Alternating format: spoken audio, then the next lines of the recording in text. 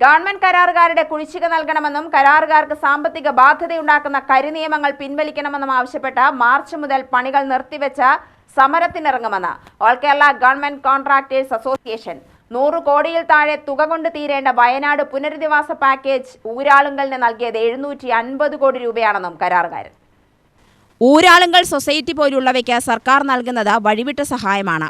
കരാറുകാർക്ക് ലഭിക്കാനുള്ളത് 6000 കോടി രൂപയാണെന്നും association president P Thankachan വാർത്താസമ്മേളനത്തിൽ പറഞ്ഞു. ഇവിടുത്തെ കംപ്ലീറ്റ് വർക്കുകൾ ഇപ്പോൾ ഇതുപോലെ ലേബർ കോൺട്രാക്ട് സൊസൈറ്റികളെ ഏൽപ്പിക്കുക. ഈ ലേബർ കോൺട്രാക്ട് ഒരാളെങ്കിലാണെങ്കിൽ ലേബർ കോൺട്രാക്ട് സൊസൈറ്റി ആണെങ്കിൽ അവർ ചെയ്യുന്നത് അവരല്ലേ ചെയ്യുന്നത്. ഞങ്ങളെപ്പോലുള്ളവർ ഇനി അവരുടെ കീഴിൽ പോയി സബ് കോൺട്രാക്ട് ചെയ്യേണ്ട അവസരം വരിക. ഇവിടെയുണ്ട് ചെറിയ ചെറിയ സൊസൈറ്റികൾ, അവരൊന്നും ഈ സൊസൈറ്റി ഒന്നും അവർ നേടിക്കുന്നില്ല, എല്ലാം സബ് കോൺട്രാക്ട് കൊടുക്കുക. ഇപ്പോൾ ഗവൺമെൻറ് നല്ലതിനാണ് ചെയ്തത്, സൊസൈറ്റി നല്ലതിനാണ്, നമ്മുടെ കാഴ്ചപ്പാട് നല്ലതിനാണ്, തൊഴിലില്ലാത്തവർക്ക് തൊഴിൽ കൊടുക്കുക. പക്ഷെ നിലവിൽ തൊഴിലുണ്ടാകുന്ന ഞങ്ങളെയൊക്കെ ഒഴിവാക്കിയിട്ട് വേറെ ആൾക്ക് കൊടുത്തിട്ട് വീണ്ടും ഞങ്ങൾ അവരെ സബ് കോൺട്രാക്ട് ചെയ്യുക എന്ന് പറഞ്ഞാൽ വളരെയധികം ബുദ്ധിമുട്ടുണ്ട്. ഞാനൊക്കെ 77 കോൺട്രാക്റ്റുകളിലേക്ക് ഇറങ്ങിയാണ്. ഇനി വേറൊരു തൊഴിൽ അന്വേഷിച്ച് പോകാൻ പറ്റും.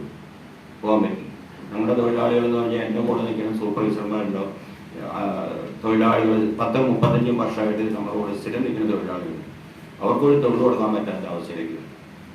അപ്പോൾ എന്തായാലും ഞങ്ങൾ ഈ കണ്ടീഷനിൽ പോയി കഴിഞ്ഞാൽ ഞങ്ങൾ മാർച്ച് മാസത്തിൽ പകുതിയോടെ ഞങ്ങൾ മിക്കവാറും പണികളൊക്കെ നിർത്തിവെച്ച് സമരത്തിലേക്ക് ഇറങ്ങാനുള്ള ഒരു തീരുമാനത്തിലേക്ക് പോകണം. ചർച്ചയും വാഗ്ദാനവുമല്ലാതെ സർക്കാർ യാതൊരു നടപടിയും സ്വീകരിക്കുന്നില്ല. സർക്കാർ കോടികൾ കുടിശ്ശികയാക്കിയതോടെ നിരവധി കരാറുകാരാണ് മേഖല വിട്ടുപോയത്.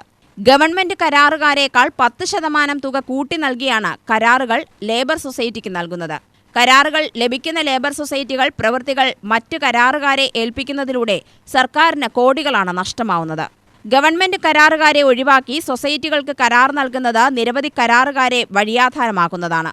സർക്കാരിന് ഒരു ഗുണവുമില്ലാത്ത കേപ്പബിലിറ്റി സർട്ടിഫിക്കറ്റിന് ബാങ്കുകൾ ഈടാക്കുന്നത് 25,000 രൂപയാണ്.